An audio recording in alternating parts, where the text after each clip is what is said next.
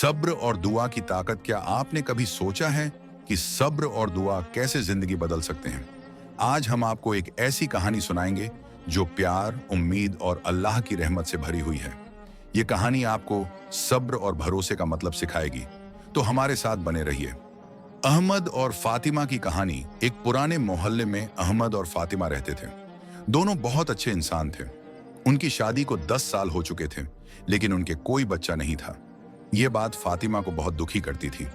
कभी कभी रिश्तेदार ताने मारते, जिससे फातिमा और उदास हो जाती, लेकिन अहमद हमेशा फातिमा का साथ देते और कहते, अल्लाह हमें जरूर कोई ना कोई राह दिखाएगा, हमें बस सब्र और दुआ करनी चाहिए।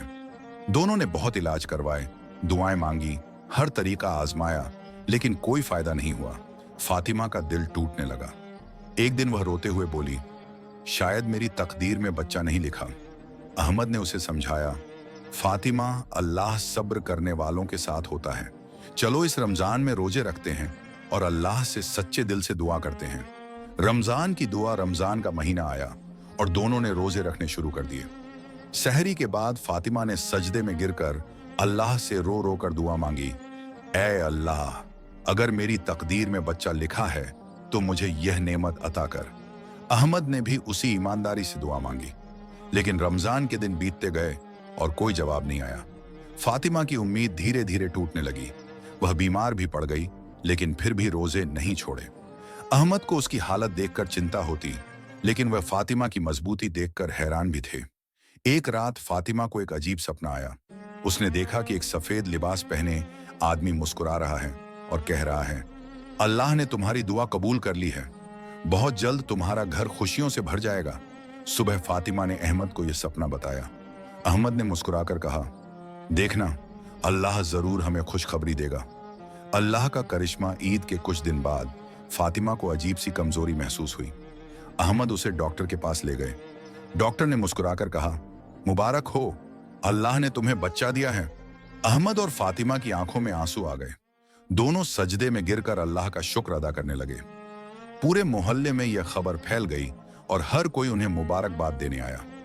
नई चुनौतियां। फातिमा की सेहत नाजुक थी और अहमद के कारोबार में भी मुश्किलें आ गईं। एक रात अहमद ने अल्लाह से दुआ की, ऐ अल्लाह, तूने हमें यह बच्चा दिया है, अब हमारी मदद भी कर। अगली सुबह किसी ने उनके दरवाजे पर खाने का सामान रख दिया और एक नोट छोड़ा, अल्लाह उन लोगों की मदद करता है जो उस पर भरोसा रखते हैं। अहमद समझ गए कि यह अल्लाह की तरफ से मदद थी। बेटे की कामयाबी। कुछ महीनों बाद फातिमा ने एक बेटे को जन्म दिया। उन्होंने उसका नाम सलमान रखा। अहमद और फातिमा ने उसे अच्छे से पाला और सिखाया कि अल्लाह पर भरोसा और सब्र करना जरूरी है। सलमान बड़ा होकर बहुत मेहनती बना। अल्लाह की मदद से उसे मेडिकल कॉलेज में दाखिला मिला। सालों बाद वह एक बड़ा डॉक्टर बना और गरीबों की मदद करने लगा। अल्लाह की रहमत। एक दिन फातिमा बहुत बीमार हो गई। सलमान ने अपनी मां की खूब देखभाल की।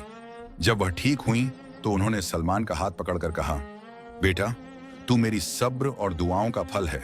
हमेशा याद रखना, अल्लाह की रहमत बहुत बड़ी होती है। सलमान की आंखों में आंसू आ गए। उसने कहा, अम्मा, मैं कभी अल्लाह से उम्मीद नहीं छोड़ूंगा। सबक। इस कहानी से हमें सीख मिलती है कि सब्र और दुआ कभी बेकार नहीं जाते। जब हम अल्लाह पर भरोसा रखते हैं तो वह हमें ऐसी जगह से मदद देता है जहां से हम सोच भी नहीं सकते। अगर आपको यह कहानी अच्छी लगी तो स्टोरी टीवी को सब्सक्राइब करें और अपने दोस्तों के साथ शेयर करें। अगली कहानी तक अल्लाह हाफिज।